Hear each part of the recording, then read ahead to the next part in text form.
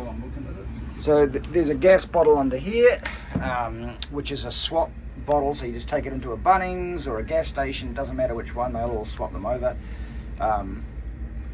There's also a fitting on the stern here, which is for the barbecue.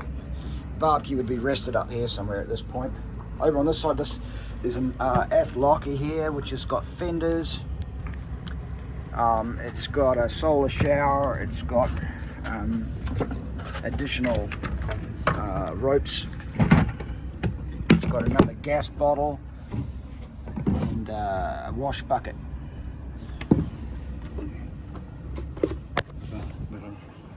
With a rope, yeah. And a spare one. Okay, that's great. And a container which is used for rubbish. Get rubbish out of from inside. Yep.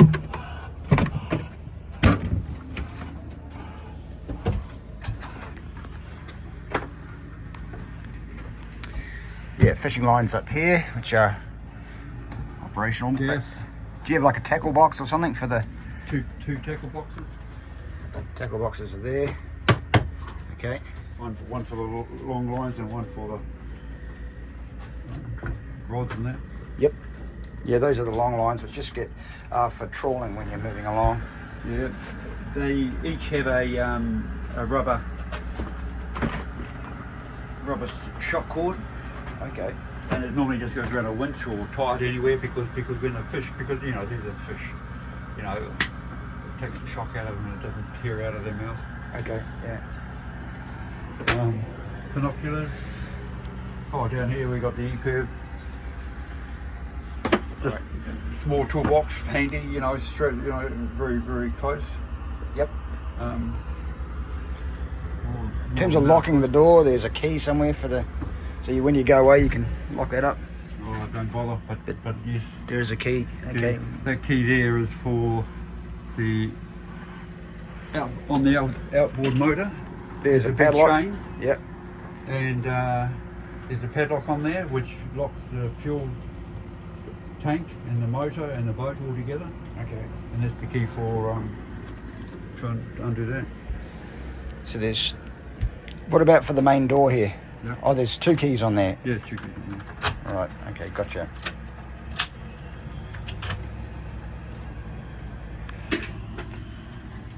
Okay, we'll just start down here.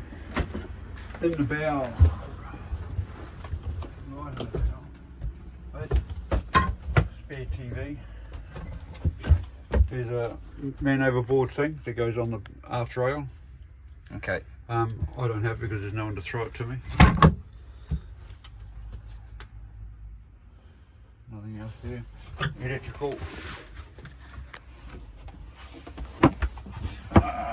Spare MPPT charger. Oh, that's a camera I was going to put on the front of the bow. So I had extra eyes on the bow, but I haven't done it. Wind generator, spare wind generator. Controller. Oh, switch. Battery.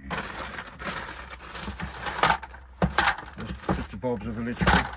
Oh, down here is more light fittings.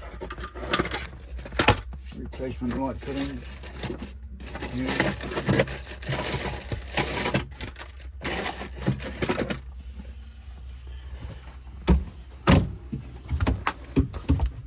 So that wind charger that's labelled in there. What's that? The which? There was a wind. It said wind charger or something. Yeah. Just a spare wind charger. What does that do? Same as that one down here. Okay, so if for that the wind blows turbine. up. Yeah, it's that one blows up. Swap it in. Okay. Oh, there's just a few more clothes. This is changeover valve macerator pump to pump it out if you. But they ain't connected. They're there to put on if someone wants to put them on. Water pump. Some other stuff underneath as well. Yeah. Pressure switch is I think faulty on it. But you can still do it with a manual switch. You know, the motor and the pump's okay. That's why I've kept it. Yeah, it's plumbing fittings down the bottom. Okay.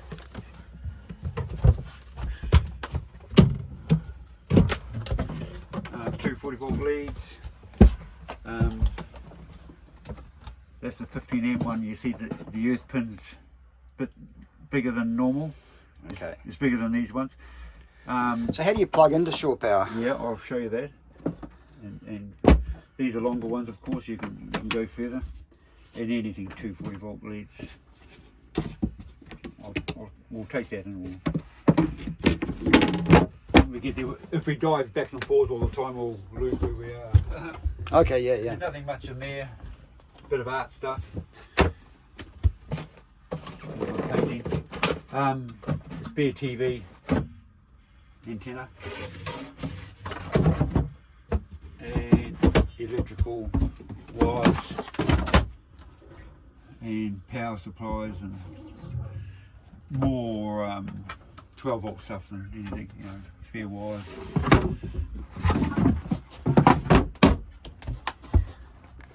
Manuals galore, just about everything you can that I've got on the boat.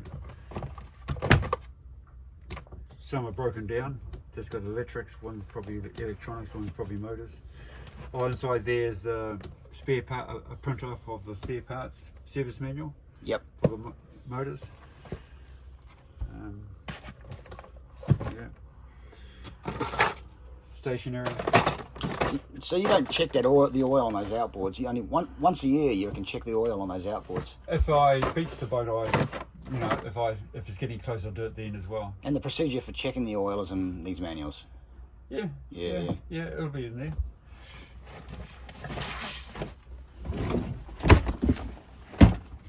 It's also, I gave you a copy online there. Oh, great, yeah. Soft copy. Just one of those things I guess it would be good to know how to do. It's just normal. There's a diagnostic if a motor doesn't start. But full service manual. So. Okay, great. Yep. So you're on the beach and you can check the oil in the engines that way. Yeah, you don't have to lift the motor out that way. Yes. If you do it under the boat. Yeah. Just drop the leg. Cool. I was wondering about that. Yeah. USB serial leads, satellite phone.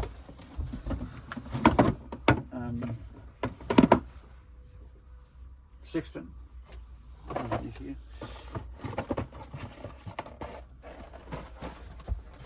Oh, that's the Iridium. Right. Iridium phone.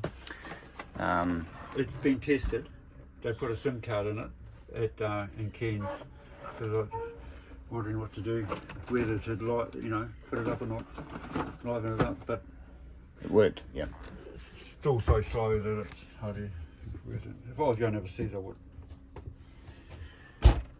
Oh, soldering gear. Really, what's it called? A GoPro. Fittings for the GoPro. Although it's not all that. So where is the actual GoPro? Here. See water in from underneath me. Yep. Through the two filters, one's I think it's a 5 and one's a 20. Yep. Or 20 first and then the 5. Then we come to here, and if it's in that position, pointing towards the seawater, yep, it will flow means seawater. it's on, and it goes down through this pipe here, which goes to the pressure pump. And the pressure pump then goes through the membrane, and then it goes up here to the pressure pump and away to the sea. There's a bypass and over, that's the pressure relief valve, and the excess pressure goes down through this pipe, which flushes through the hull under the sink. It goes to a through hull by the sink. So the surplus water over pressure, and this one here, the surplus water goes out. Okay. Only the pressure that's over 600 psi. Over the pressure. 800. Yeah, because it's creating that pressure. Now the Yes. membrane comes through from this pipe here. Once you build that pressure up, and it comes up through the flow meter, which is, I've got tape here. There's a bubble here, Yeah. and you try to maintain that bubble within that. So you're adjusting this not only to the pressure, but to the flow gauge So you want the To bubble to balance. be about where? between these two lines here. Okay. Tape, black tape. Right. And then it goes to the, first of all, when you turn these around, goes to the sink until your TDS meter says it's pure enough, and then you send it to the tank and then turn that one off. So it's all going to the tank. Right. To purge it, that would be going away So here, by purging it, you mean taking out the pickling compound. okay. So let me just think. So I would switch it towards. I could switch it towards the salt. We could purge it with salt water, right? Yes. So I Yes. could pull that lever you're holding Yep. to the forward side, and that would allow seawater to flow from those filters towards the high pressure pump. Correct. Yep, and the sea cock is already open, which is underneath where you are. Yep. So that's at that point. The pressure pump would start anyway. The house pressure pump here, Okay, so there'd be because some you're low, releasing the pressure, so it'll Okay. kick in straight away. so you get some low pressure that that would move towards the high pressure pump.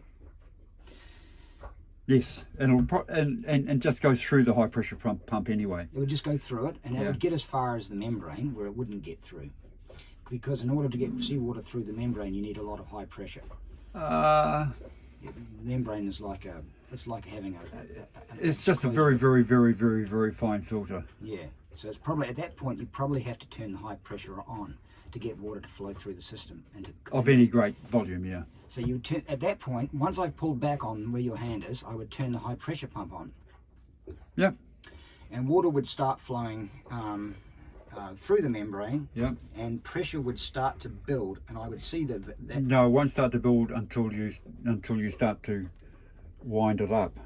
At the gauge. Yeah, it'll just be free flowing through the membrane. As far as that valve, and then it'll stop. No, it'll go through here, out. Oh, okay. It'll just go straight out the bottom of the boat. Yeah. Okay. So at that point, once the high pressure pump is on, it'll be flying out the bottom of the boat. And what I would then do to allow the high pressure the high pressure now clearing and improving seawater, the flushing water to enter the rest of the system, you turn this valve here and you allow the pressure to build up, Yep, you turn this until you get your pressure, 800. or 600 to 800, yeah. I think this is a 900 release valve. Right. Okay, so after 900, if it goes to 900 psi, it bypasses. Okay. So it never goes over 900. And even before I do that, I mean, I could let the system bleed out the bottom of the boat for a while until quite a bit of salt water has flushed out the pickling compound. Yep. So I could run for 5 minutes or something, Yeah. and then start to allow it into the other parts of the plumbing by opening that valve. Yep. Okay, so then the pressure will come up. And then you start winding this up until you get a bit of pressure, Yep. just slowly. Okay, and keeping an eye on this one as well. Yep. So that ball will come up about halfway, Yep. and then you stop cranking on the valve when you get to 800 psi, and Yep. the valve's about halfway. Yep. Stop opening the valve. You might close off about 600, but I think it's got to be at least 600 to make water. Okay, and at that point you want this little valve at the top here to be in the middle, so we're not putting anything into the tanks until we're happy that the TDS is correct. And the way we do that is I flick this little valve to the middle point. Water's going to come up through that glass cylinder. It's going to take a right hand turn, Yep. and it's going to head towards the sink. That'll be off. That'll be on, and it'll go. Water will go up, round, then to the sink. Okay. Now, once I'm happy that the water coming out of the sink from the TDS meter is okay, It smells okay, tastes okay. TDS meter says it's okay. Yeah, 3 tests. then I can shut off the valve to the sink, and go to the tanks. Yep. If that's what I want to do. Yeah. Otherwise, I can fill up a water bottle at the sink if I don't want to do anything else. Yeah. And that big black valve there, that big black ball valve. This one here. Yeah, what's that? That's tank select. That's an additional tank select valve. That is not anything to do with the water maker. Oh, okay. This purely selects what tank you are going to use in the house. Okay. So at the moment nothing I'm to do on what is it, the starboard tank. Yeah. So water's being reticulated through the boat from the starboard tank. Okay. I got it. Okay. Cool. And of course that's Now it's on the port tank. But you've just been using the starboard tank, eh? yeah. It's- Okay. That way I know the other tank's full. Now, when you fill up your tanks from the dock, Yeah. is there an entrance point for both tanks, or is there just one that feeds both? One for each tank. Yeah, and they're up on the bow. Correct. Just under the windows Yeah. in the bow. Now it's quite well. It's not important, but you will blow up your tank. You know, blow up, not as in bang, but you'll expand the tank. It's a bladder, is it? No, it's 10 mil poly, Okay. but it's still. You know, before I found this out, I found that the walls were starting to Yeah, that buckle. buckle a bit. Yeah, expand. Yeah. And so now on that one I have the vent open all the time. Mm-hmm. On this one though is different because there is not that overflow.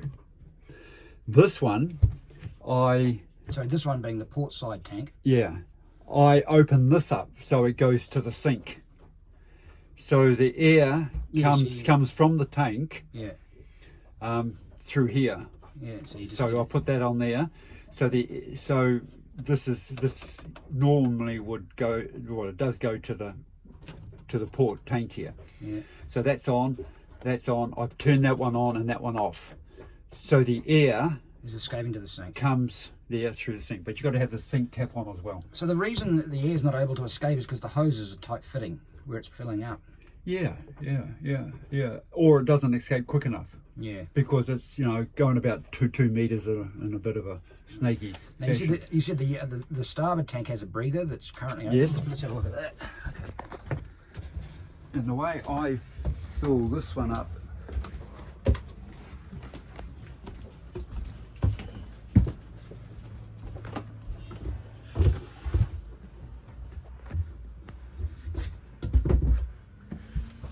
is this one here. But it's fairly small, That's the breather. This is the breather. This is the overflow or the And breather or whatever. it just gets left on when you fill it up. You've got to be careful not to overfill it so you don't get water coming out your breather. Yes, because it's only a small tube. The way I do it, okay, is I take that off actually, and I put the big pot down here, Yeah. and I just fill it up until it comes to the overflow, Yeah. and you see water coming out of this, Then you know it's absolutely full. and that's full. Right. Okay, but I leave this in here also because it also helps with the water being pumped out of the tank. Yeah. There is a very, very, very small hole in the cap. Yeah. It's about a 1 mil hole, if that. So that should breathe a little bit. Yeah, not very much, eh? Yeah. So what this does, of course, it allows The shower air to run, going into the yeah. tank rather than, Yeah. well. Yeah. Okay. So that's on all the time, that one. Yeah. Go ahead. Sorry. The special oil, which is spare in the oil, where all the oil is. This goes down to the pump. This is just insulation, so it doesn't make so much noise. So this is the hydraulic fluid for the hydraulic steering, Yes. and you top it up here if it gets too low because these things sometimes do leak. Yeah. Yeah, don't let it go too low because then you've got to bleed it, and it's a bit of an issue to bleed it. It's complicated to bleed it. It's in the instructions, Yeah. which is in the manuals, Yeah. but because there's a pump here and the 12-volt pump, it becomes a little bit. You have to have 2 people. Yeah. Okay. One doing the steering wheel backwards and forwards. Yeah. One sort of keep putting the oil in it. Yeah. So the hydraulic fluid is labelled. in your Yes, locker here? yeah. Okay, good. So I can just keep that top. But there's two types of fluid for this make. Yeah. Yeah. So it's in the manual, and you just get the same. Okay. This is here is a PISO alarm, Yeah. which is a lot louder than the normal chart plotter alarm. All right. So this really is loud. So if you have this on for the anchor alarm, Yeah. it'll wake you up. It's a very loud alarm. So that's hooked Or up. to- depth. You know, if you set your depth alarm, Yeah, it'll wake you up. you know, it's a lot louder. Yeah. You'll hear it. Put it that way. Okay. It might not wake you up, but you'll hear it.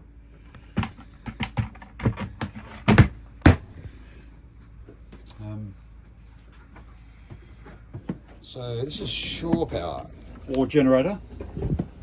So you can plug your generator or shore power into Yeah. that, and using those cables that you showed me Yes, before. yes. You'll find a cable there that'll do the job, and also adapting cable. So that's 15 amp. That's 50 amps. Yeah. You don't know what the Marina's got. You don't know what the Jetty's got, or you know your generator, whatever. So, but there's an adapter that'll do Okay. something. You'll be able to work something out. Okay. And you've got to switch over that changeover switch on the switchboard. Okay. We'll do that. So it's in sequence on your video. Oh, here's. That's what I'm saying about the 15 amp. See, that's a 15 amp. That's only a 10 amp. So So that, for example, could connect the generator yes, to the. yeah, because it's Um, only a 10 amp male. So that'll go in. They'll go in the generator. That'll go in the generator, and that would plug in That goes into the. into that fitting you just Yeah. showed me out in the cockpit. Yeah. Okay. Yeah. That's all it is. All right. And this here is your 240 volt, and this is your changeover. So at the moment, with it down, It's on the inverter. it's on the inverter, and then middle is off, and up is your shore power or that outside fitting. Gotcha. Okay. Okay. This is the fuel side for filling. Don't use that one over there on the starboard side for anything. It doesn't go anywhere. Okay, so in terms of We have two dipsticks. This is Right. for the Yamaha tanks. okay, This is for this tank. And okay. it's graduated. So the longer one is for the main tank. Yeah. 4, 5, 6, Yeah. and that is 20 litre containers. Okay. Okay, 20, 20, 20, 20, 20. It's like that because the fuel tank's actually on So it. each increment is 20 more litres. Where it says, yeah, you'll see it's six hacksaw lines, Yeah. and the middle one says 6. This is only 5 hacksaw lines. Yes. 5. There's only 4 hacksaw lines. 4. 3 hacksaw lines. So let's 3. just do it and see how much fuel you got. This cover here Yeah. goes over top of the pickup, so you can remove the pickup. I had to remove it. I had the tanks out when I first had it and washed it. Yep. But because the fuel's a bit crappy, there's still grit in there now, and Yep. I had to actually get it out and inspect it, find out where my blockage was, Yeah. and so that goes right on top of the fuel tank where the pickup is. Okay. So that. So we're on 2 or just over 2. There is. So what does that mean in terms of litres? Well, that's 20 litre container, 20 litre container. So it's 40, That's 40 litres. over 40 litres. Okay. But I do have exact measurements. So what I do in my log, I measure this to that line. And so say if it's 120 mils, Yeah. I know what 120 mils is. Okay. But that's Okay. that's good enough for government work. Oh, generally, yeah. Yeah. But I like statistics. I like to know exactly how much fuel I use, and then I can say, okay, I use 1.5 litres an hour or Yeah. whatever. Or So there's a sender in there, and there is an electronic gauge as well as this. no, there's no electronic gauge. Okay, so you took the sender off, or it's no longer sending. Well, there is no centre. Okay, Yeah. You can put one in there if you want to, but that's all right. Now this is a reliable method. Good to know. And how many litres per hour? About 3 litres per hour. 1.5 litres per motor. Yeah. But that is going about 3/4 revs Okay. So per motor. Like on a day like today or yesterday, we wouldn't have been using 1.5 litres in an engine. Okay. Nowhere near it. So worst case scenario, it's 3 litres an hour if you're going at 3/4 revs. Yeah. So that's about, there's about 12, 13 hours of fuel, and just in this tank here. Just in that one. And you got just the same amount in totes. Okay. It's 120, 124 litres in tote, in plastic. And those are full and treated. They're full at the moment. This is not quite full. This is half full, whatever it is. Do you ever add any additive? No, No. I don't. It might pay to over the, side here. If you want to bring your camera around the other side.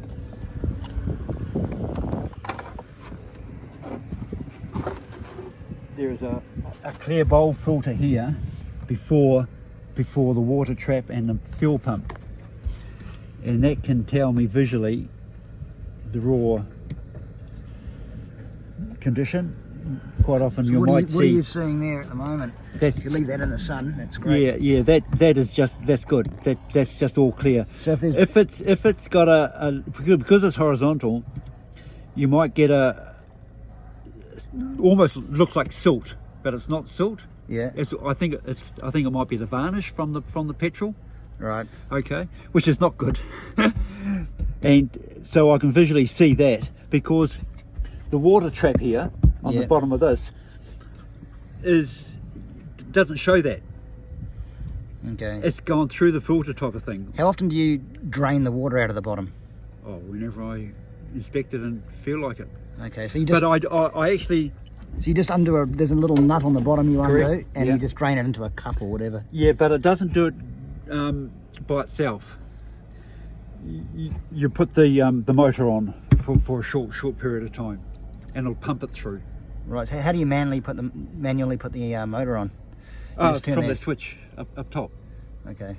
Okay, so if someone switches there, it only takes a few seconds. So- It's quite a good pump. Okay. So if you're finding varnish and that filter's looking a bit filthy, Well, if you find that there's water in here or whatever, it'll drain the bowl, but it doesn't flush it.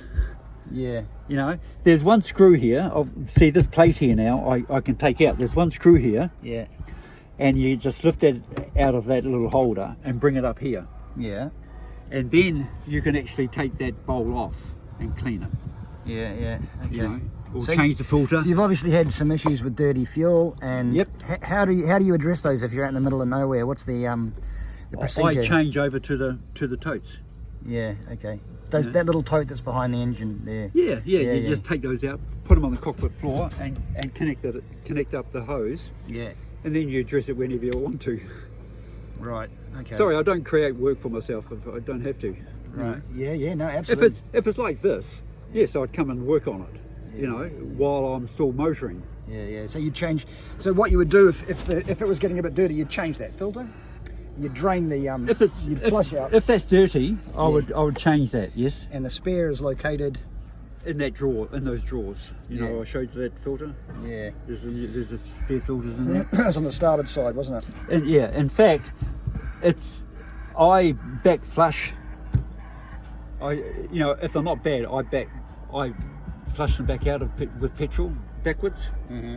You know, take that varnish out, and you- it's only you- silt. Right. So you just pull that panel up, and then you can service this area. Yep, yeah, the whole thing comes up, and you can work on it without having to, straighten You don't it have to out. bleed the system if you've been into the filter and pulled everything up and cleaned it out. You don't have to bleed the system if there's air in it. What I do is that I use the pump. I put the pump on because it pumps it through the filter a lot quicker Yeah. than relying on the outboard motors to draw it through. Right. So I prefer to push it through. Okay. So you. So yes, I do, but I don't undo anything to bleed it. Okay. Okay. So you would turn the. You can tell if the petrol's all the way through by those hand bulbs. Yep. You know, you see that as before the filter. So you can hand pump filter through, petrol through, from the totes or from here. Yep. So, And if there's air bubbles coming through, that's not a problem. well, if that bulb is soft, Yeah. you haven't got petrol yet. Okay. Yeah. Yeah. But you'll see it fill up. If you put a torch on here, you'll see that, with the pump on, Yeah. you'll see that fill up, and then it's only a matter of filling up the hose. And the hose is probably full anyway. You haven't taken the petrol out of the hose. Is the pump on right now? No. No. Did we turn it on yesterday? I can't remember that. Let's go and have a look.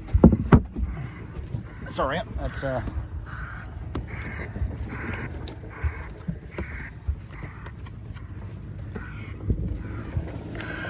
just put these here. fuel. Okay, so that's what you do.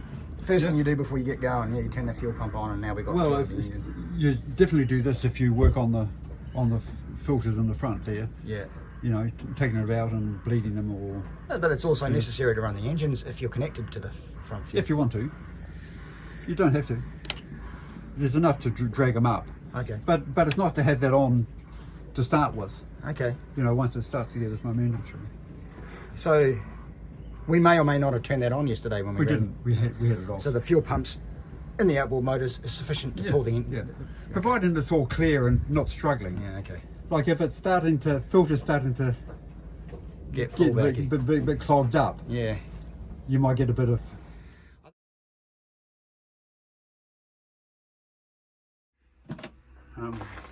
Gas ones.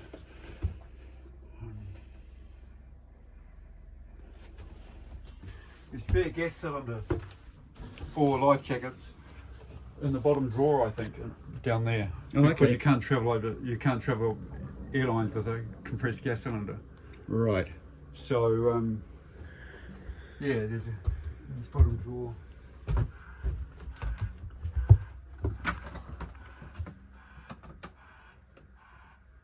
Okay.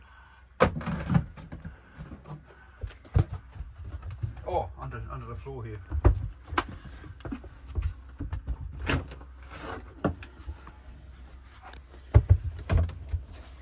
Fuel filters. Yep. Now, although it says spare for the dinghy, and it probably says used, it was used for about a week, and I changed the whole system to a water separating bowl one, so I can see the water separating. The one on the dinghy doesn't have the glass bowl on it, so I took the one out of the bow and put it into there, and still good condition. So that's for the dinghy. Yeah. The one on the dinghy at the moment doesn't have a glass bowl, or does? Doesn't have it's a water separator, but it doesn't You have can't a glass, you can't it see. doesn't have a glass bowl. Okay. No. And now for the Those looks like oil filters or something. yeah, for the other ones. So those are oil filters for the outboard motors. No, fuel filters Fuel filters. for the 9.9s. Yes. Okay.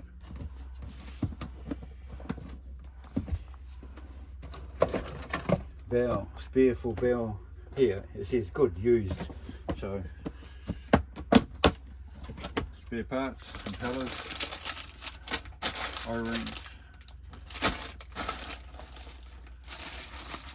coil with spark plugs, CDI unit, the electronic unit, carburetor. That carburetor would be for the dinghy engine. No, it's for the 9.9. It's not complete. You know, it's good for jets or parts or whatever. Okay. What's this? Start solenoid. I'll have to replace one of those ones. So these parts are all for the 9.9s? Yes. Oh, the impellers are the same.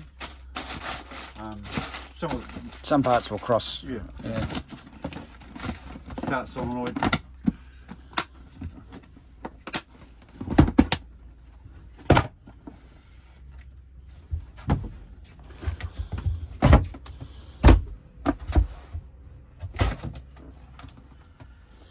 Spare propellers. Oh, these are more old parts, but they're parts. Nevertheless. Okay, so these are more engine parts for the 9.9s, and some may cross over. Yeah. Oh, that's the old carb. That must be in it. That carb must be okay. So so this carb is the one for parts. Yeah. It just says old carb on it. Yeah. So I must have 2 carbs. Starter motor, and just bits and bobs that have been robbed. When So you've got a small prop and 2 big props. the big props are the 9.9s, Right. small prop is The 15. 15, Yeah. because these are high thrust. Okay. So they were obviously changed out for a reason, but they're still there. The ones that are on there now are actually what are they called? Composite, Right. sort of nylonish or plasticky type. But Yeah. I just wanted them both the same. So those are okay. These- They're just, If you find that you oh, this one will do. If you've got revs but you're not moving, yeah. they have a safety bush in here. Yeah. That's Between happened to the- me before. Yeah. And this is a hack just to get you going. So it's What, you just drill holes and then... and put the So it and grips screw it in tighter. so it doesn't, you know. Okay, so that one's... It fixes it. Some actually put the screws in with a brand new propeller, Right. because when you're going over a reef, you're not going full bore, full revs. You're going gentle, Yeah. and you know, it's for those times. But yeah, some actually put screws in. The prop that's on the dinghy at the moment, is it slipping yet? No. In fact, that's a brand new one. Okay. I bought a brand new one and put screws in this one as a spare. Yeah, okay. So that's only 3 months old, I think. 4 months old. The one on the dinghy. Fuel hoses. This is the sender through hole for the depth for the Depth gauge. the one inside here. How many depth gauges have you, how many transponders have you got? One in each hull. Okay. For different depth gauges or for... Yeah, No, they are. yeah. One goes for the Navman. This one goes to this one here. Yep, I remember you saying now. Yeah.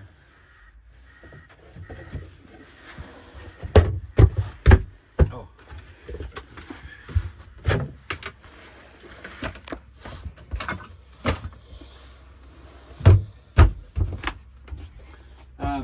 Will be in that. That's the UHF. All the recorders. Virtually unused. I haven't used it. 2 of them. I think they've got battery packs, and I thought they were rechargeables. Maybe, yeah. They look like rechargeable batteries, and they look like just ordinary batteries. Oh, there's the charging pack. Yeah.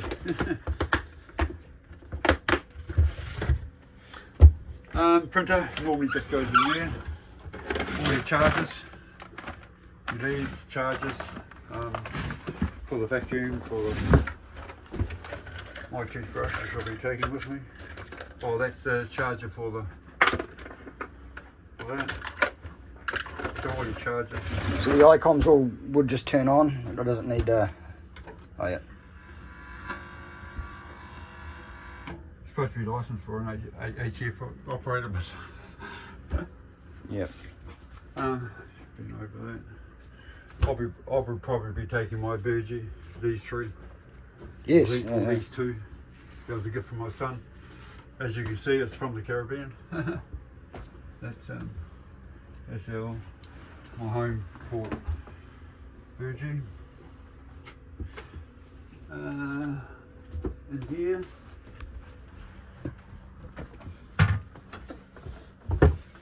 Inside here, there's a gas valve right in the corner. The gas shut off, so it comes from the bottle to there. Oh, that goes to the gas hot water only. So Right. it comes from the gas bottle, tees off to the outside barbecue, Yeah. tees off underneath here to the across the way. And there's a shut-off valve in it, and it goes around here So to the gas. Shut off at the moment, I would presume. No. Okay, so it's a... It'll probably take as I says, it never goes first time. You hear it clicking. Yep. It'll probably cut out about 15 seconds. Yes, just cut out. So you leave it for 5 minutes. And then come back and try again. Yes, I tried to do it off on, and then it went bang. So the accumulation of gas. So I think it's important to wait for 5 minutes Yep. and come back to it. Behind the cover here, holding tank. Yep.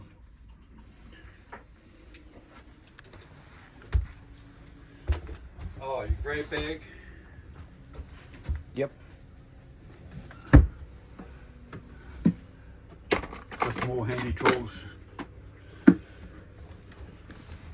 Obvious things. TV. Yep. It's 12 volt, so see if you can plug into there or there. I think it was, yeah. Rechargeable Bluetooth speaker. Oh, okay, yep. This here's your moorings, public moorings. We're blue, Okay. 20 meters or 18 meter hull, multi-hull.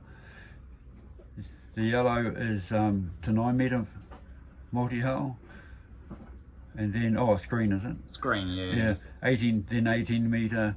But you can go on a big one. But these big red ones, they're big steel cans, you know. Right. But So the green ones are okay. yellow and green, yeah. So the idea is you pull into a harbour and there's a green mooring board. yeah, and you or a can pick blue it up. one, yeah. And the harbour master will come over and take your money if that's the. No, free. Oh, they're free. Okay. They're free. Yeah, Harbour Master's not going So there might even be some up in Bundaberg, for example, up the river there. No, there's none. Oh, there's none. No.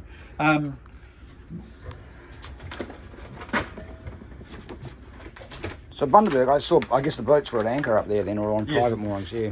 Well, there's very few private moorings in here now since the flood. Yeah. They're all washed away and they haven't replaced them. They're all off, mainly on anchor. Here's the locations of the free government moorings with their lat and long, which are handy if you go in at night time and or you don't quite make it. So around here, I think the nearest, did I see, Keeper Reef, no. The more, bit further, Ophius Island, looks like Wheeler Reef might be there. Oh no, they're alphabetical. Also, these are your fishing, your marine parks. It tells you where to fish. Okay. So it doesn't come down this far, but it starts in Mackay, which is just up the way. Because it's instant fines if you get caught with a fishing line out, Right. even if it's out not catching fish. Yeah. You get fined. Legends here, mainly on the trolling and the trolling one, which is virtually just I think it's up here. Can't quite see. Oh, there's trolling. Yeah. So it's blues. Blues are okay. Greens are no-nos. Oh, as you can see, you can't. You got to bring your line in. You know. Yep.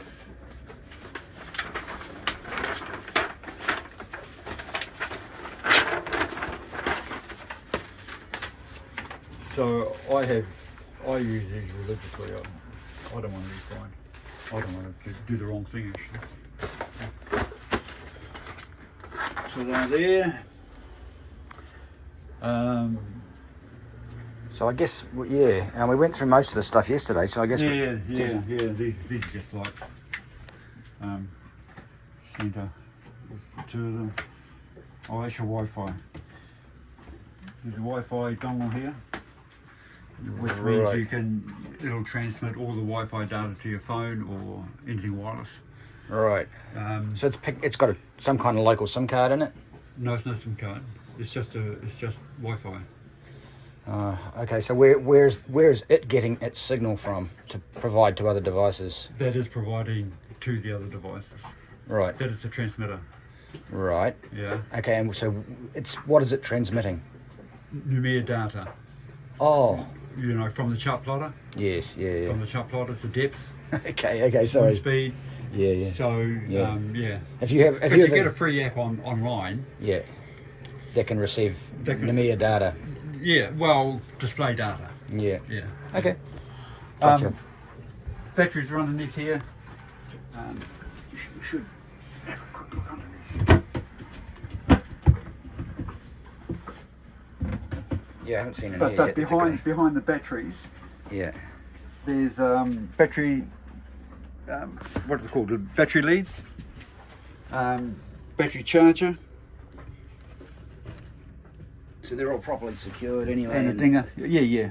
And they're about Dingy. 3 years old now, aren't they? Yeah, they'll be 3 years old. AGMs, 110s. Underneath here is fiberglassing. There is, I don't know what's going in there either. Spare hoses, tubes, that sort of stuff, plumbing stuff. Oh, we've been into this one, eh? Oils, Yes, that's right. parachute anchor, safety gear. I didn't look at that. It's got harness, Yeah. tether. Yeah. And that's it's under this. Yeah. Yeah.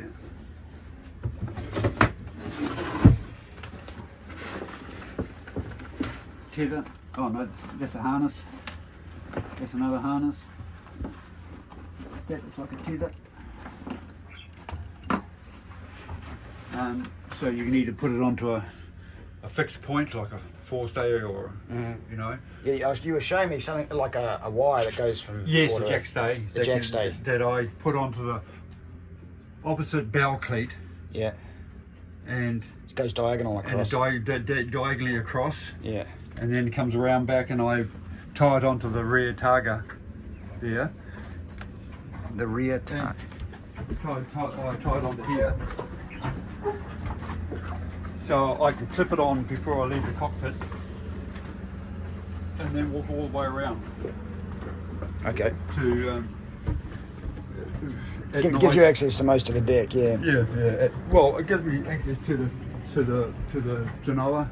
If something happens there, you know, anchor you're smooth anyway.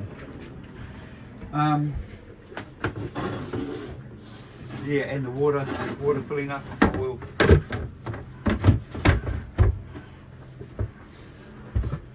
I just have these blue towels on. Sorry, you said water filling up? Oh, that's for if you wanted to go. If you come from a jetty, if you want to do that. Sometimes it depends on the water quality. Yeah. I got it for the islands. You So never know the quality of they don't have it on the jetties. So you said for the water filling up, and I didn't quite understand what you meant. Was there a funnel, or was there a hose, or was There's it? hoses Yeah. and a filter that you can, Gotcha, use hose yeah. fitting to go through. Yeah. If you think the water quality is poor. Yes. Okay. Okay. Yeah. As I said, I got it for the islands because on the islands they bring a tanker. You've got no idea where that water's come from. Yeah, Could yeah. come from the bloody pond. So Yeah. We used a charcoal filter in the Bahamas. I don't know. for drinking water, Yeah, I think it was charcoal. It was something that took there is the. a filter under here Yeah. for the drinking water. Yeah. For the cold water. So it tastes pretty Only, good. only cold water. So the water in the tank can be a little tainted taste-wise, but you've got a filter that takes that out of it, Yes, and it it's tastes not a good. charcoal filter; it's a silver filter. Oh. And you can just replace them. The instructions are in the file cabinet. You can just turn them around and then purge Go the other them. way. Yeah, and go the other way all the time. So that filter is under here. Yeah. Up here. Okay. Yep. Vacuum bag sealer. That's the vacuum bag Yep. sealer. Yeah. And just other cleaning stuff. Yep. So if you caught fish, you vacuum bag the fillets and then put I them in the vacuum freezer. bag everything. I even vacuum bag stuff from the supermarket. Like fruit. Yeah. Into packs. Yeah. Like 2 sausages. Yeah, yeah. 1 steak. Mm-hmm. Right. Things last a lot longer if they're vacuum bagged than what they do. They don't get frost. What's it called? Frost. Don't know. If you have something in a freezer Yeah. for any length of time, it goes all white. Yeah. Yeah. Okay. Good to know. I'll start down here again, I suppose.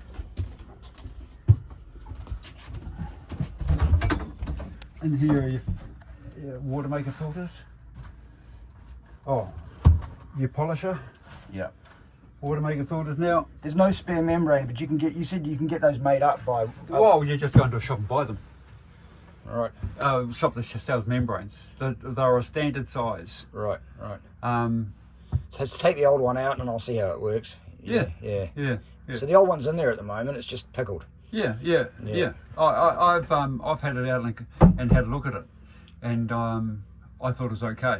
Yeah, well, you can always test them with a TDS meter as well. Yeah, there's a couple there. We'll go through. Let's go through the water, mate. I'm really like... In here, Yeah. there's, besides the water filters, Yeah. one of the filters is a pickling filter. Yeah. I didn't know you can get them, and I went online and I can't see where they are, but they're actually they have the pickling in it. I don't know which one it is. Oh, I see. So they're already saturated with whatever compound you need. Yeah. And all you do is flood it with fresh water. Yeah, you put fresh water through it and just leave it, and yeah. it puts pickling is just a sterilisation agent, you know. Yeah. So you've got those. They're here, yeah. And it's written on there. When I got here. Yeah. But I don't know where you got them from. Okay. But they're still, I think there's... So that, yeah. Oh, sorry, I appreciate you haven't actually used it very much, so... But yeah, there is also pickling silks there anyway. And we've been underneath there, we've done all that. There's nothing in there really of any consequence.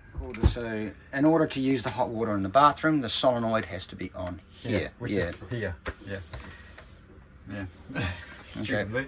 Because I don't use it. 12 volt and 24 volt for the fridge underneath here, portable fridge. Which is empty at the moment. It's empty at the moment. Yeah. Okay. That's cleaning agent, that's just junk. Yeah, you showed the washing machine, so it's really the water maker, I think, that I haven't seen. In here. Yeah. Oh, okay. Specialised sort of tools. These are handy because I've already got worm drive sizes on them. So if you have to change a hose clamp quickly, you can. Okay. Specialised sort of. Oh, that's your oil stone. When you say worm drive, the hose clamps. Right. Okay. Any hose clamp anywhere on the boat, those are probably One of going these to here fit. Yeah. will Okay. generally fit it. I got you. Yeah. Yeah. You went. Okay. Because it's probably rusty as well. Or your oil stone. This is handy if at the Bell petrol tank, if it blocks, you know, with a crappy fuel before the filter, not after the filter, because the filter will take it out. You can suck things through it. Okay. So there's. You would It's reach. just a tool, really, is, you know, just a vacuum tool. Yeah, it's a syringe that can suck and blow. Yeah.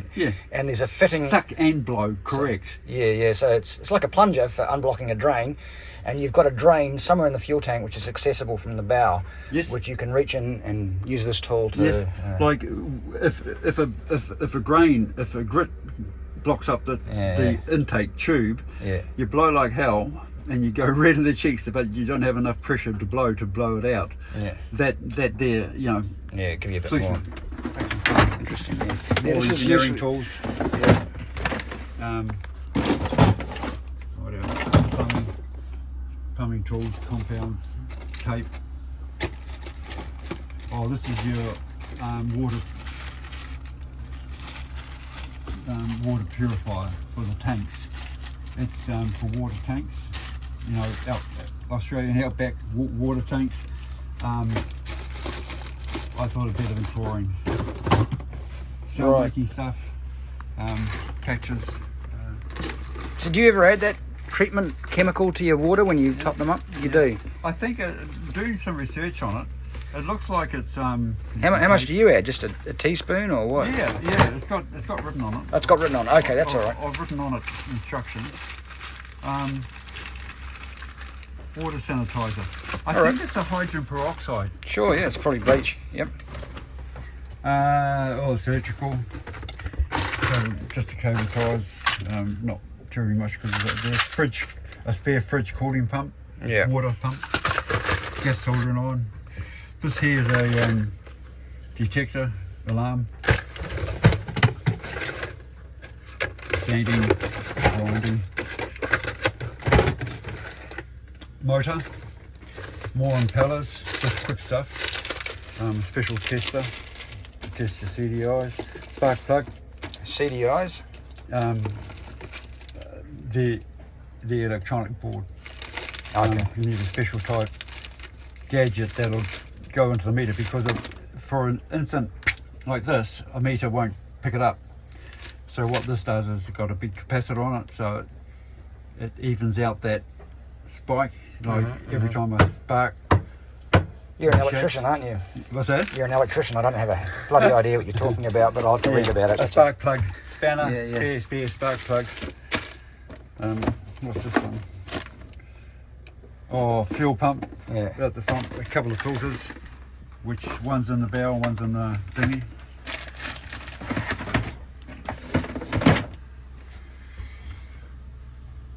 Fridge down here, the compressor for the fridge. Behind here, there's also a spare gas camp cooker. You know, one of these portable A little one. little ones with a little gas cylinder. Yep, I know what you're talking If about. you run out of gas or want to go ashore, you know, but So most. that's tucked in way behind the yeah, barbecue. you just lift this out. Almost. Oh, I see. Yeah. Here it is here. Yep. Gotcha. Some unfilled rod holders. Okay. It's got little feet on it. So you're not resting metal on the deck, yeah. Yeah, but don't forget the knobs are in here, in the plumbing. The knobs for the barbecue. Okay. Right. Yep. Wax, caustic soda. Now in here, So the wax and caustic soda is for the hull to shine it up. well, the caustic soda is just for cleaning. Yeah. In here,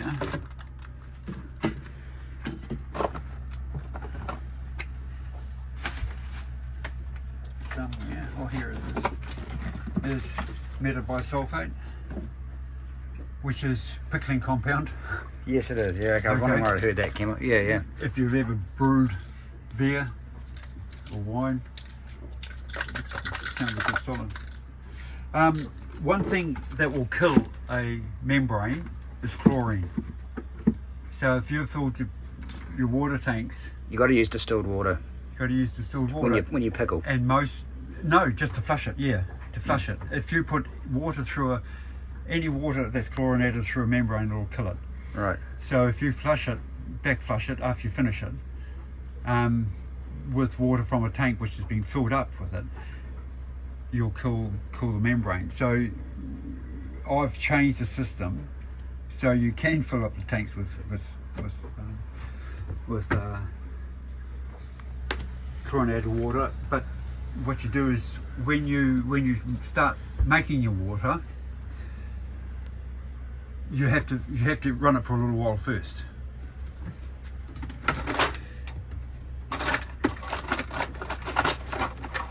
TDS meter. Right. Another TDS meter. So at the moment there's pickling compound in there. So when I'm flushing that pickling compound through, Well, it's first going to of run all- into the tanks, right? Because you've got No. Where does it? Where does the You turn off the tanks and it comes out the sink. Oh, okay. So when you start making water, first of all you've got to check with your TDS meter to make sure it's the right value. Yeah. Less than 600. Less than 600. Yeah. And it just runs out of the tap there by here. So you've got a valve there you can use to control it. Yeah. At the moment, this is salt water. Okay, the salt water is on, and it goes down this black one here. Okay, that black one goes to the sink. Right. Okay. So at the moment, salt water is coming from the filter, the raw filter. The seacog. Yeah, through the water pump up to here, and it's going to the sink. Yeah. When you make water, you turn off the seawater and you turn on from the water maker.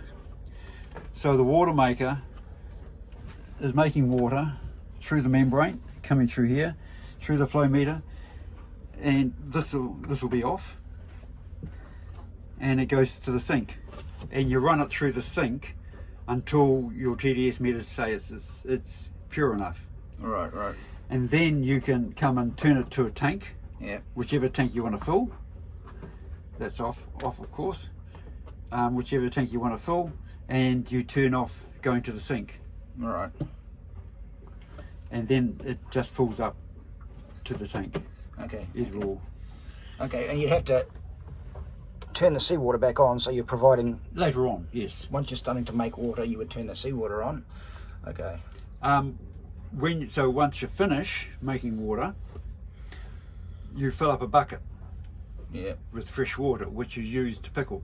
Right, so you fill up a bucket from the water maker, Yes. from the sink. Yeah. Yes. Yes. Yeah. Yes. And then you use that to pickle, so you're not using anything else. Clear or impure water that'll damage the membrane. Right, right. Yes. Yeah, that makes sense. Now underneath here Yeah. is where you connect your connection to.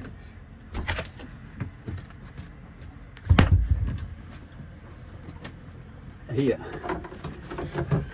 So instead of using seawater to go through the system, you would turn off your seawater, and this is where you connect your Freshwater source. freshwater bucket. source to it to pickle. Yes. Okay, so how would you do that? Can you disconnect that fitting or? Just bring it up here and Oh, I see. You got a hose fitting. Yeah. hose fitting. Turn It on. And, Okay. And so you're flushing with nice water. This starting from port side. This line coming in is seawater.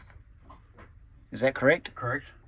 Okay, so this valve controls seawater from outside of the boat, and the seacock for the seawater is underneath where I'm crouched. So there'll be a seacock there, which is providing seawater into the system. The black line coming down from the T is providing flow to the sink. Correct. Seawater to the seawater to the sink. Yep. Seawater to the sink. And this valve here is The freshly made water can go to the to sink. the sink. To the sink. Okay. Now I'm just going to go through the different valves. This up here selects the tank. So you've got port tank on this side. You've got starboard tank on this side. Or if it's in the middle, it's not going to the tank at all. It's probably going to go to the sink. Is that right? Correct. It's going to be turned off, so it doesn't go to either. It doesn't go to either tank. It'll go down this way. Well, it comes up. The water comes up from the membrane. That white one's the membrane. Gotcha. Okay. So it's coming up from Yep. the flow gauge. Okay, moving a little bit further to starboard, the pressure here should be about 800 psi when it's running. Correct. 6 to 800. Yep. This valve down here adjusts the flow, which will move the pressure up and down, I guess. Yes.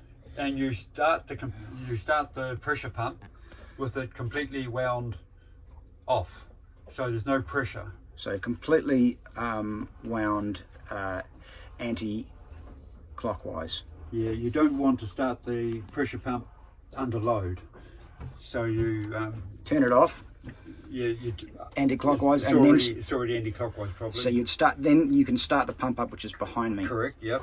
You've got a little valve. You've got a couple of little switches up here. Are these related to the water maker, or are they something No, they're just the pressure pumps. for? Supply water around the boat. Okay. So those are both on at the moment. Yeah. Right. One's you see on the right there's one's seawater pump, one's tank water pump. Gotcha. Okay, so those are unrelated. I think that's just about all the valves on the panel here. So let's just start with the from where I'll be starting from, which is depickling the boat. So currently the membrane, which is under here, contains the pickling compound. So what you want to do is to remove the pickling compound from the system using this high pressure you don't pump. need pressure pump. You don't. Okay, you For don't. that, you can just use the ordinary pressure. All you're doing is flushing it out. Okay, so the system's under a bit of pressure anyway, and it'll just come out by itself. Correct. Yeah. Okay, so I'll get out your way. You can show me if you like how you would. I've got to think about this. I've got to work it out. That's all right. Take your time. I've got to work out the plumbing. Just turn it off for a moment, and I'll Lock it and raise it. Yeah. Okay. And it's the same mechanism on those motors. So on this one, the blue here raises it if you pull on Correct. The same as my hand on there. it. Right. That actually, so the blue's going to have a bit of force on it because you're raising it up. Yeah, it's like anything on a boat. Yeah. You don't force anything. No. If you find a restriction, you know there's a reason for it. Yes. So that's the. Oh, okay. So you can see there. So that's. Oh, sorry. Yeah, the razor knob. But these two ropes lines here, Yeah. you can't see. You can't see what they're doing, but no, this is nice. I can see. I get some idea of what's going on. So the red is going to unlock it. Yes.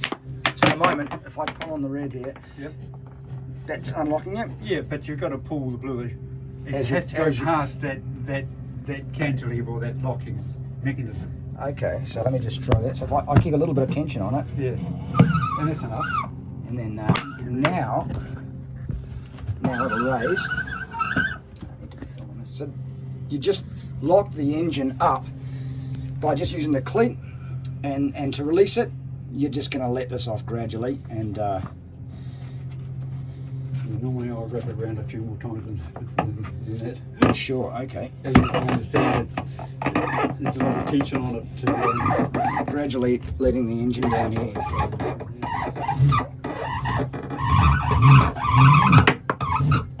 Okay, so that's fully down now. So what you want to do is, it's locked into place now automatically. Or- No, the black line, you just pull the black one. So the black one, Yeah. Yep. Locks it down. so that's locked down, and if I want to reverse, it's It's locked in position now. It's already- Yeah. so forward or reverse. You're just going to So pull on this black one to lock it into place. So that will now not move. Okay, and the red one is to release it while I'm pulling back up again. Okay, Yep. gotcha. Thanks. So and just go through the fuel lines again. So Yep. this is a fuel filter, which is your. This is the line from the bow tank. Yep. Well, this one here is actually, Yep. and then it goes to the other motor, Yep. and he comes up here Yep. into this changeover valve, Yep. which changes over between these fuel tanks. Which is what you're using at the moment. No, I'm using the bow tank at the moment. The arrow is onto the bow tank. If I put it that way, it's on this flexible one, the portable one. Okay, so if it's straight through, it's on the portable one. Okay. And that one's on the bow tank, Okay. pointing to that one. Then it goes through that line. You don't have to prime it. It goes through the filter and into this line here, Yeah, which then, down to the engine. yep, goes down to the engine. So the way this is currently set, pointing towards the stern of the boat, is feeding fuel to the filter.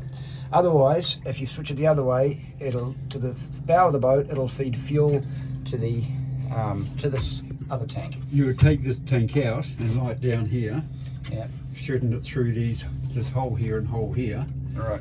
and then you just plug this into the normal, outboard motor fitting. What is the reason for having that? If the filter blocks at the bow tank, Yes. you're starving of fuel, Right. so you can quickly do it. Or if you run out of fuel, You can take this ashore and fill it up, or well, yeah, but you can also, if you run out of fuel underway, you either got to empty these into the bow tank or use them here. yeah, gotcha. Okay. So, Gotcha. once again, it's just redundancy. I like redundancy. So do I. No, that's great. Thanks. Yeah. So there's 3 here, 2 just ordinary totes and 1 Yamaha. Oh, so there's 3 tanks in there. There's 3 portables, Yeah. Okay. and on the other side there's 1 portable and 1 Yamaha. And in the bow there's 1. So if I look under here, Yeah. this is the now on the port side.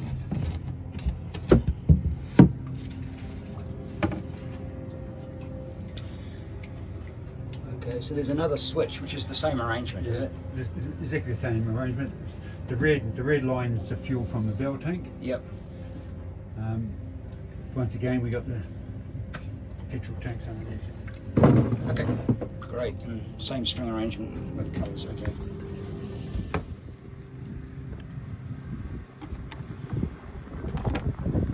So this is continuing to raise. So this is the main halyard, this black one. And,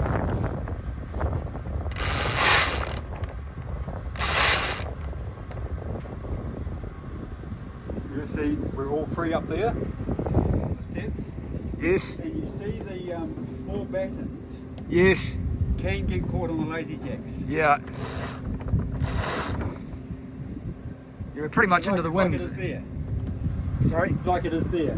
Okay, I'll go and free that for you. So I got Oh, just jump up there. I might be able to, oh, it's already free. it. Okay. It's already come out. But you just got to keep an eye on it until it gets to. It's common sense stuff. That happens in any boat. It does. It Yeah, does. yeah. It does. Yeah. Just keep looking up for it.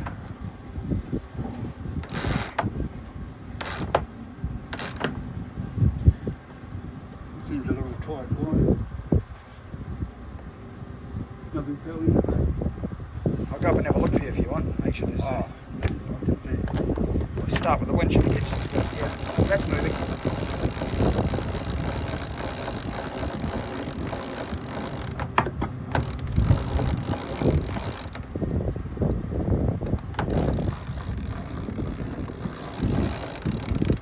See a little thread here? Yeah. That's the third reef. Oh, okay. This is probably the second. That's my water. Don't worry about it. It's okay. Sorry about that.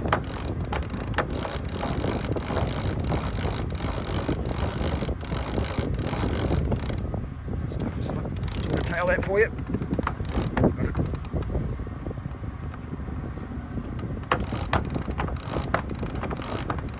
I've got old man syndrome. I've only wrapped around twice.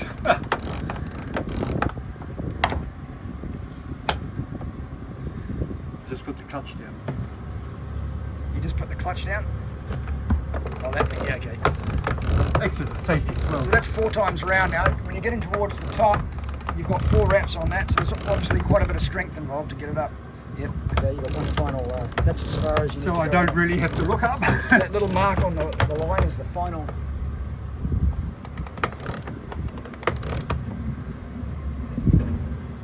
Is it? Is it going up? Still going up? Oh, well, that's the first reef. What I'll do is I'll raise the top and lift a little. So he's raising the topping lift just to take a bit of tension off, maybe. So the boom will swing. You see it's in the cradle? Yes. Now the boom can swing. All right. So you've lifted it out of the cradle using the topping lift, and that'll give you a bit of. It'll take the pressure out of the sail. Yes. Oh, I see. Yeah, yeah.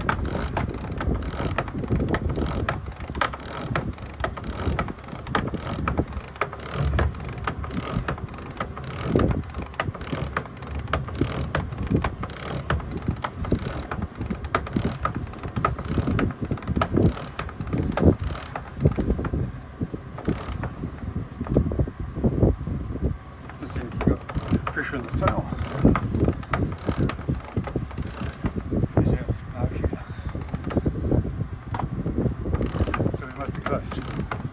Very close. Yeah, you're almost there. I think that's it, pretty much. So that's where the final. Or thereabouts. Yeah, that tells you you're at the top. Make sure that's down, of course. The clutch is on, and now you can release the halyard, and the sail is up. Sail's up. Okay. Everything is slack. Of course, we're going to motor around it Yes. to get out, so we don't really want much pressure on the sail. Okay. It's just a walk around just to show the boat. Some trampolines up the front of the bow. There's a kayak strapped up there. Winch.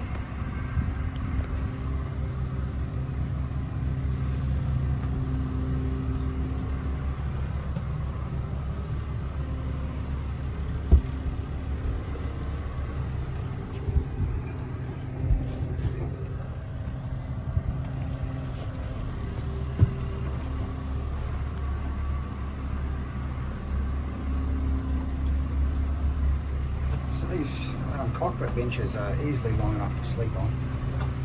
Moving into the salon, this okay, I've got into wide angle mode. So the salon here has got a really nice long bunk here, easily long enough for someone who is 8 feet long. This is moving onto the port side where the kitchen is. Soda stream, stove. This is coming forward. And this is probably going to be a Stell's cabin, I would have thought, with nice ventilation. It's quite a big queen size bunk. And here on this side, you can take that plywood panel out of the back and you've got a nice big single there if we wanted to get a mattress for that as a spare room. This is looking aft, coming through the to the water maker and storage, where everything's organised on the left hand side. And you've got a washing machine here, a portable generator down there. Very quiet even with the engines running. This is the fridge. There's a barbecue there which doesn't get used, but this is the fridge. Fairly good size. Much bigger than what was on Pura Vida. And there's another fridge here underneath this countertop, which I don't think gets used. That's the sink and the microwave up there. Lots of light coming in.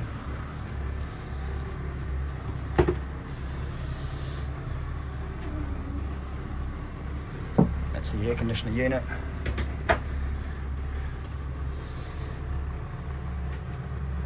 Which is actually on, interestingly.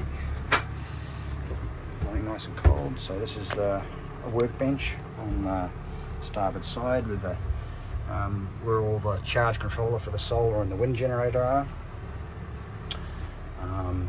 So moving forward on the starboard side, this is the master cabin where probably Sarah and I will sleep, and fan and nice natural light with a mosquito net.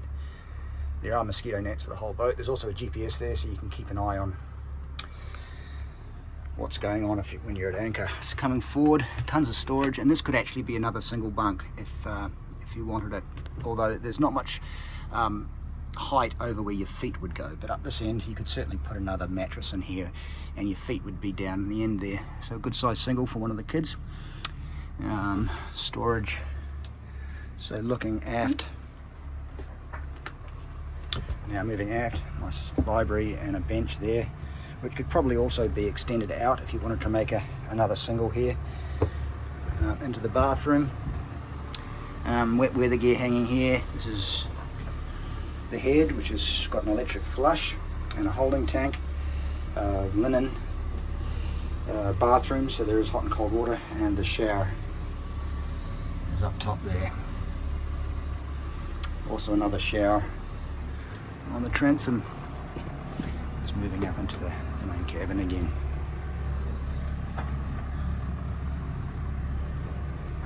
So this is where you keep your two-stroke oil on this little locker down. And Well, it's petrol.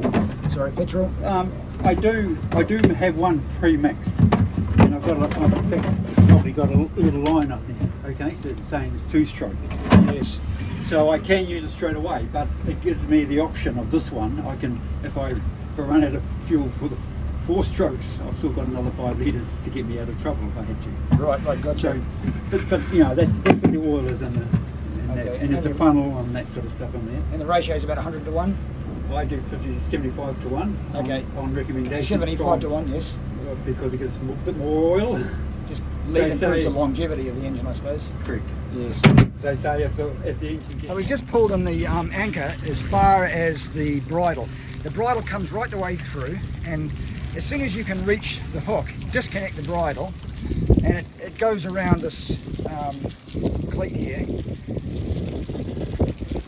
And one of the things Ian was saying is you bring the anchor chain in gently with using the windlass, and the boat will come forward. The chain will actually pull the boat forward bit by bit, so you don't want to have a whole lot of tension on the anchor chain all the way up because it puts stress on the wind. See, bring it up bit by bit, the boat will move forward. Bring it in a bit more. The boat will move forward, bring it in a bit more. You just go gently until the bridle comes up. Disconnect the bridle, wrap it around there. You've got a nice anchor push there. Yeah, clean. Normally what you say, construct up the standard because, it's only because I'm in a Yes. built up area. Okay. But also, Sorry, I'll just finish my train of thought. So the other thing is the chain is disappearing down under the deck, and it's going to form a little mountain in this locker here. So every 20 metres, you want to reach under there and topple that mountain so you have more clearance for the chain to make another mountain, so you don't cause a blockage. The other thing is that there's 2 zip ties when you've got 20 metres of chain out attached to the chain, and 1 zip tie when you've got 10 metres. 3 for 30, 4 for 40. Okay. Sorry, what else were you saying? It's got a little shut-off valve here, Right, okay. so that's all. Okay, so having got in the anchor within about 5 metres of the surface, we now come back to the cockpit and we're going to do it by remote from the cockpit. So we've got 10 metres out still, and it's only 6 feet, what's that, 2 metres? Yeah, so we've still got a bit of chain on the Still bottom. got the chain, yeah. So I'm not going to drift anywhere. So what I'm going to do is just use one engine to come forward very slowly, and as I do, I'm going to raise the anchor using this switch, pushing forward to raise up. Okay, and I can keep an eye on things by looking up through here. Oh, thanks, yeah.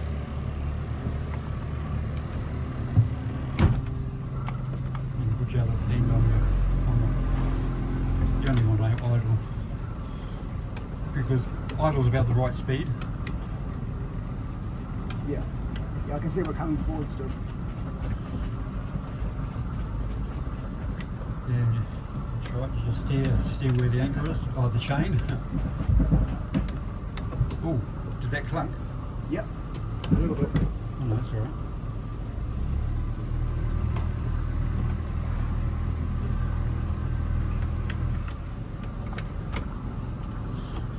Put it in. That's coming.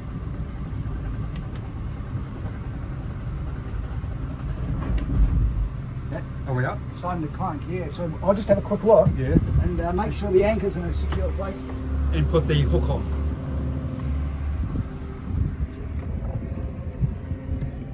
Oh, that comes up more.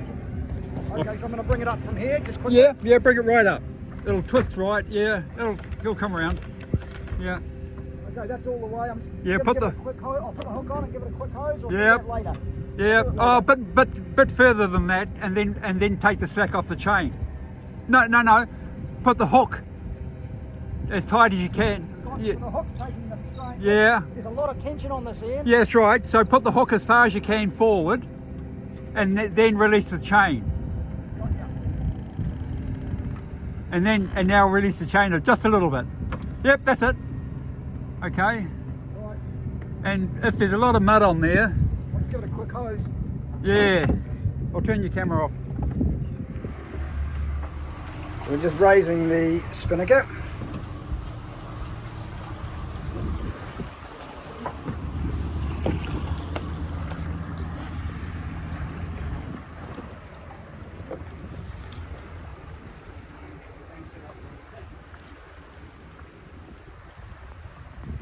So the mainsail is not normally up when Ian normally raises the spinnaker.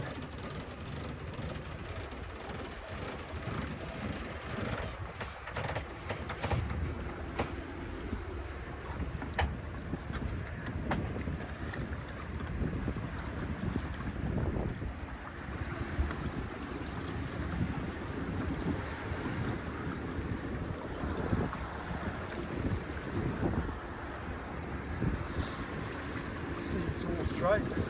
So you can see the seam is all straight all the way up. There's no twists in it.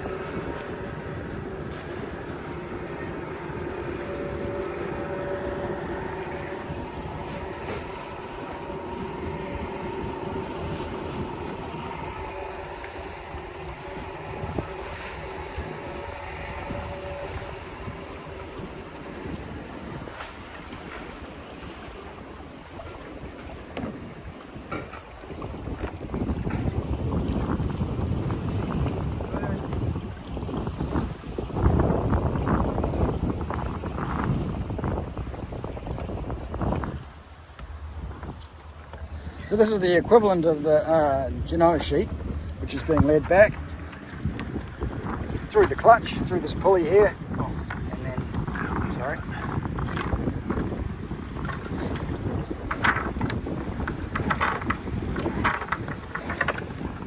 And as now there's a little bit of tension on it. Clutch is on. That's pretty tight, so when it fills, it won't be trimmed, but it won't be flapping in the breeze. If it all goes well, no guarantee that it'll go well. You won't worry about the other sheet.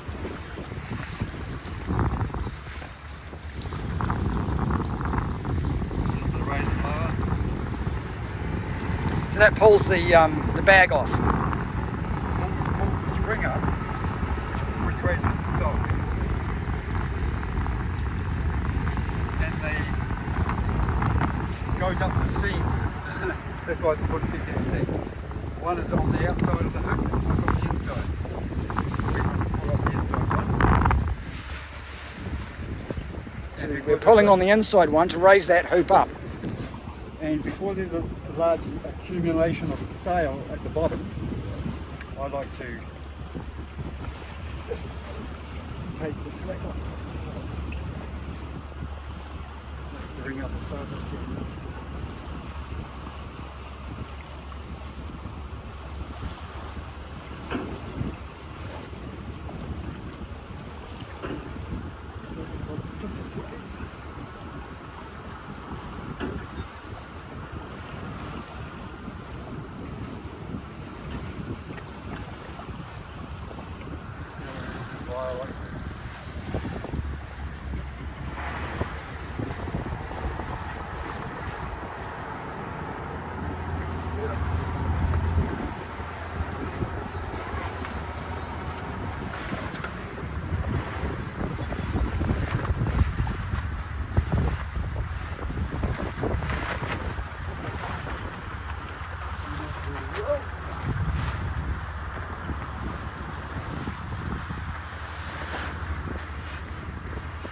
So it looks like the ring is catching on the sail a little bit at the bottom where it's bunched up.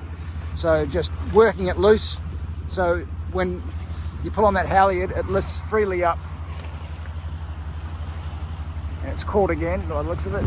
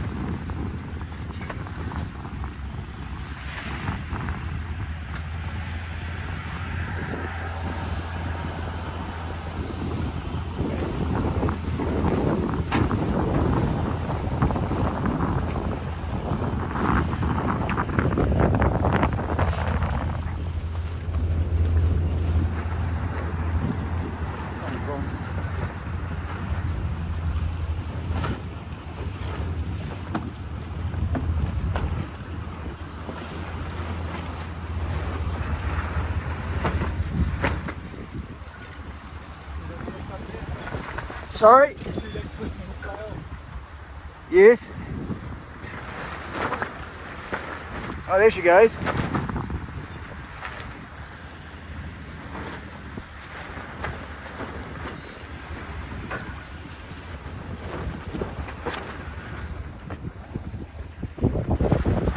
Alright, that looks like it's up. So that haul that that halyard that he was using to pull it up, this gets wrapped around the winch. And sails up. Now,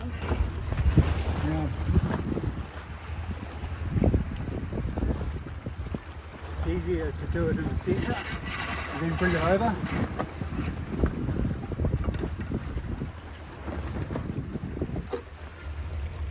that goes round Just there. there.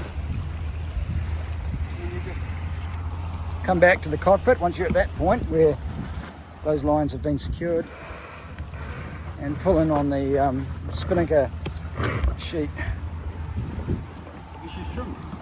and it's trimmed now, so beautiful. Wow. Wind angle is still good. Clear of that barge. And we're probably making no it- buoys or Probably making a slightly better speed now. What are we doing? 2.5, 3 knots? well 3 knots, 2.27. All right. Okay, so this is putting up the spinnaker. I've backened off the spinnaker halyard, so I can unclip this and bring the halyard forward. The spinnaker lives in this hatch up here on the starboard side. Spinnaker halyard comes forward.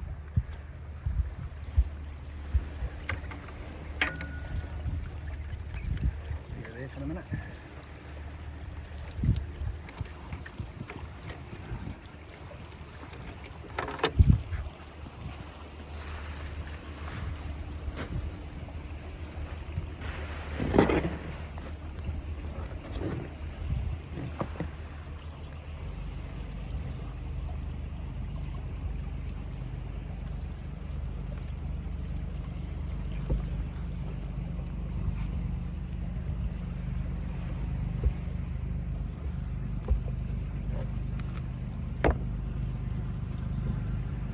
I find it important not to rush Yeah.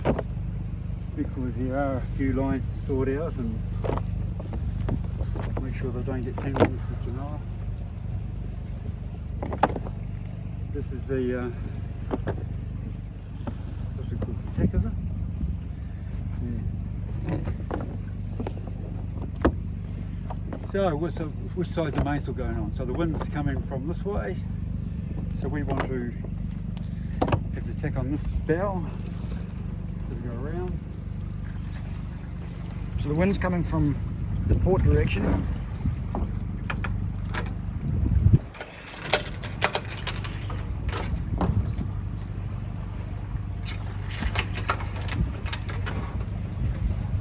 Instead of up, so it's about centre to start with.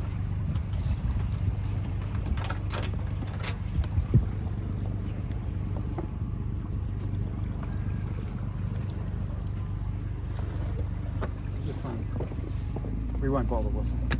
Oh, perhaps we should.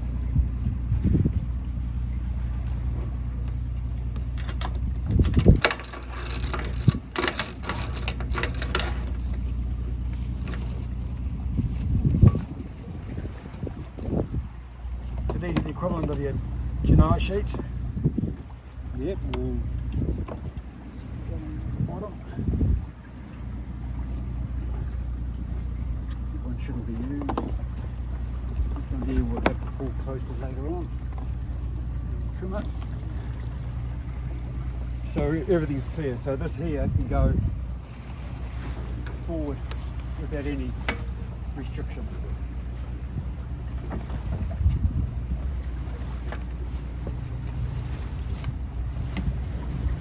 And then we're going to jive. Okay.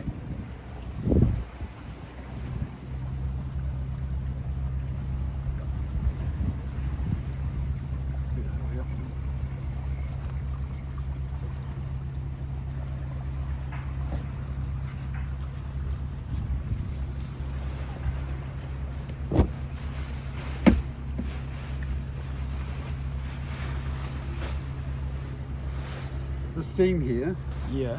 it's important not to twist it. So you try to, you can untwist it later, but it's a little bit more difficult. So if it's twisted, the sock won't go up. Right.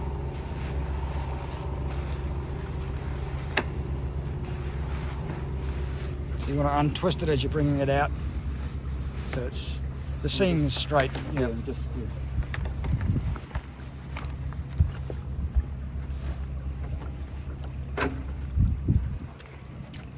I might go down and jibe in a sec. You just tell me when. So it's ready to raise. We just haven't got the sheets on.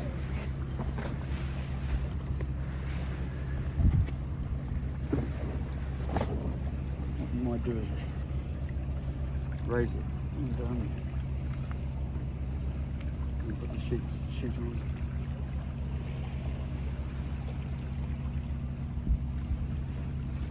Another boat coming. I think we'll be driving, so we'll probably have the tack on this side of the boat now.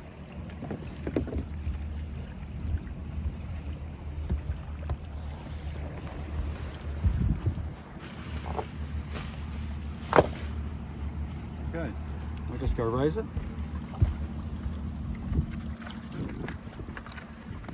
Okay, so bringing it down, I'll put the tack in the middle again. I'll put that in the middle. the tack goes in the middle. Yep. It won't come all the way down because the sheet is full trim. So it won't go as far as...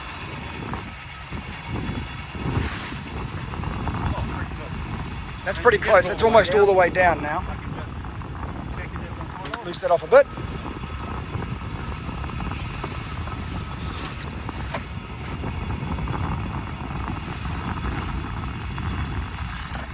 Okay, that's down. So just continuing to bring the spinnaker down. Let this spinnaker sheet out so it's totally loose. And then you want to guide it down once the halyard was released, so now pulling it all the way down to the deck so it doesn't end up in the ocean as it's coming down. You want to guide it down. But also, in here, underneath it, where the spinnaker goes, Yeah. there's a spare large CQR anchor, Okay. chain and warp. Yep. Okay. There's some spare anchors. You know, you never know, you might have to cut an anchor away or something. We'll have 2 anchors there. When you bring the spinnaker down, it's good. You know, you've got wind in the sail, but it's not too windy to flog everywhere. Yes. When there's no wind, sometimes you get it twisted. When there's too much wind, you get it twisted. So once it's down on the deck like this, you're just coiling up those sheets nice and neat and tidy to put it away. Yep. So it's easy for next time. Everything's in order. That twist came out. That twist came out with a bit of pressure On the way up, you mean? Yeah. Yeah. So just going through the process of raising the main up, Yeah, I'm just tidying up. tidying up some lines first. So Okay. no accidents. So we're actually at anchor at the moment, so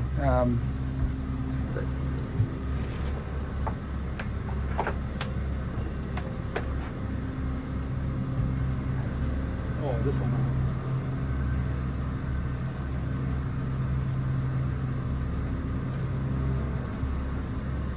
Just in case.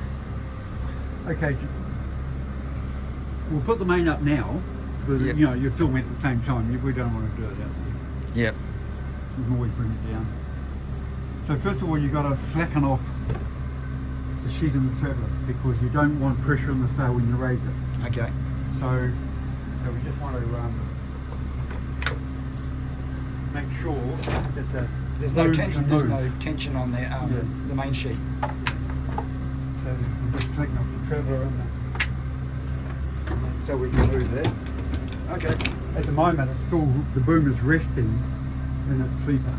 Okay. Right, good.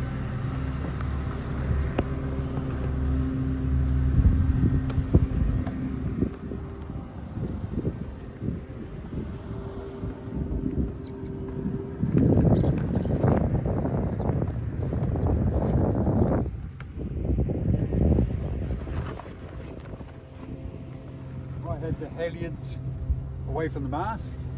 Stop them slapping. Yeah. That one, there's nothing with the mainsail, but that's the spinnaker one. The halyard one's on the side.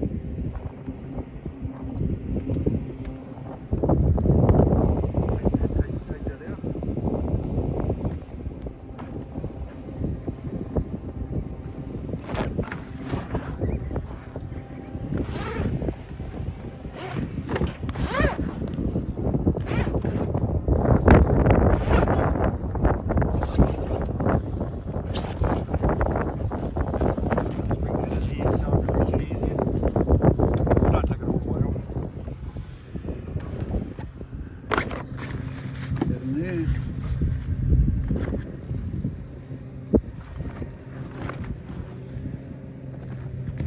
black straps here, hideous looking black straps.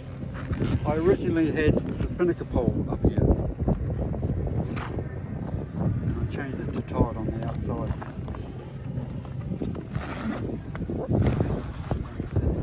Because I couldn't close it properly, I put those on, I couldn't zip it. So the spinnaker pole would normally bolt on there. No, yeah, the spinnaker pole would Latch onto that and Latch sit on. and lie up against the mast up there. Yeah.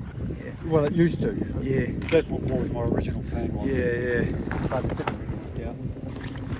It wasn't tight enough, you know, you're relying on upward pressure rather than pressure against the mast. This is the lazy jacks. Okay. We want to lower this down. So once again, there's no pressure or no fouling. And I normally just put it to that. Okay. So when you want to raise lower the sail, you bring this normally just about as close as you can to that ring. That's what these marks are for.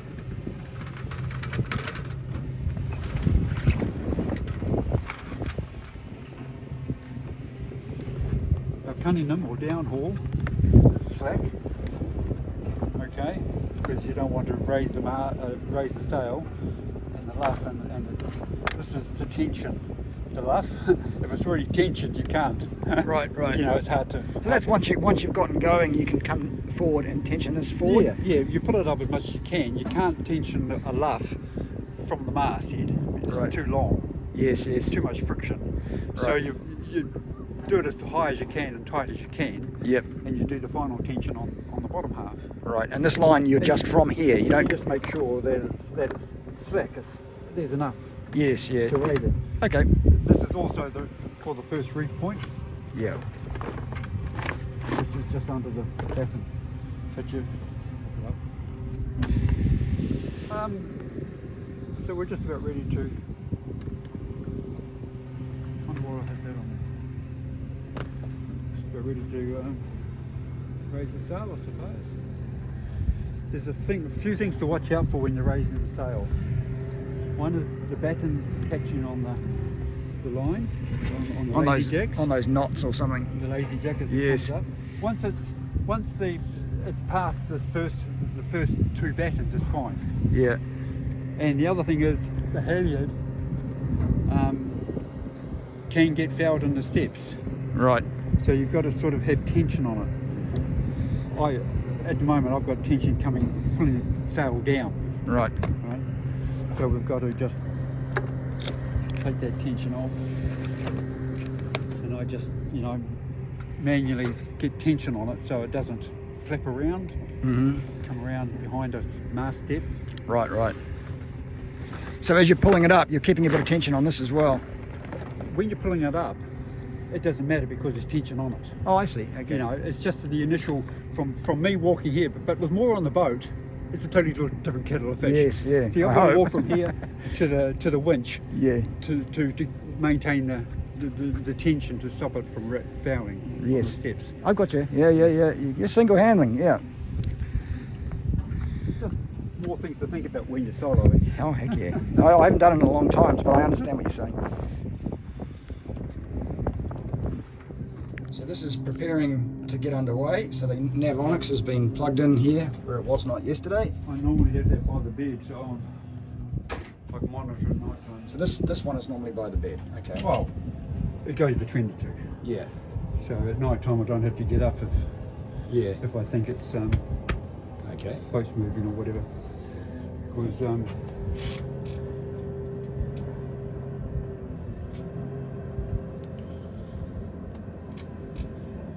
can see me here, the red, Yeah. and every now and again and this is the yellow is the tracking, and you'll see these little waypoints or marks. Yeah. And that's the extremities. At the moment we're only 6 knots, so we're not really on the extremities. Yeah. But this is my anchor here, Okay. and so this is my arc. So if I'm outside the arc, You know, you've dragged a bit. I know I've dragged or moved, but that's, you know, it's just, I don't have to get out of bed when it's above the bed. Yeah, no, I was doing the same thing in the Bahamas. Yeah. Yeah. So, but every now and again, if it's a new one, I'll put another waypoint in there. But I've got the arc, so Yeah. you know, it's good enough, Yep. and I won't save that.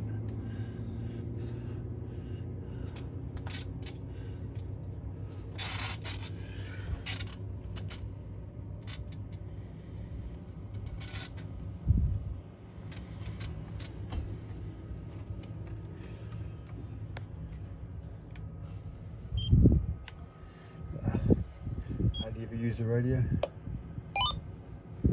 It's just good to see you go through everything. Where's our 16? I'll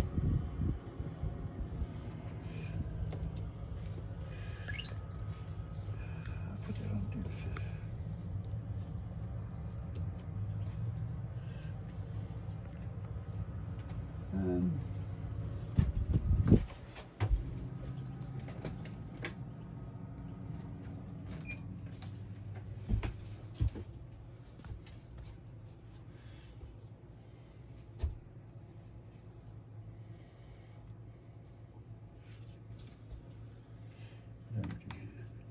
Don't really use it, but you know, if it's already on.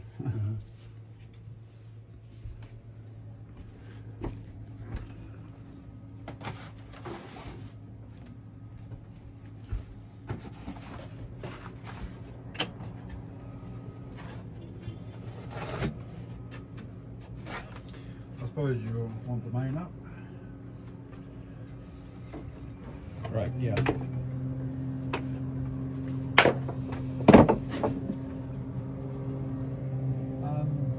Should we put the main out there or here? Whatever you want to do, mate. I'll just, Just go basically, on. I'm just recording whatever it is you would normally do. Oh, if we do the main here, we got more time to do it. And we than it has in the water. Okay.